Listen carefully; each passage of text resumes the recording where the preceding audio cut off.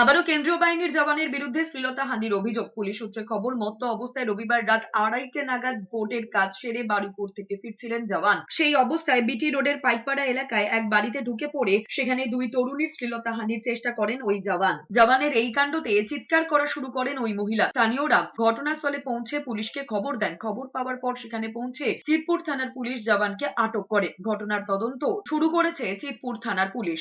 এদিকে কেন্দ্রীয় বাহিনীর জওয়ানের বিরুদ্ধে ফের শ্লীলতাহানির অভিযোগ উঠতেই তীব্র আক্রমণ শানিয়েছে তৃণমূল কংগ্রেস। এক্স হ্যান্ডেলে পোস্ট করে তৃণমূল নিশানা করেছে উলুবেড়িয়া, জাঙ্গিপাড়া, ঘাটালের পর এবার কলকাতা।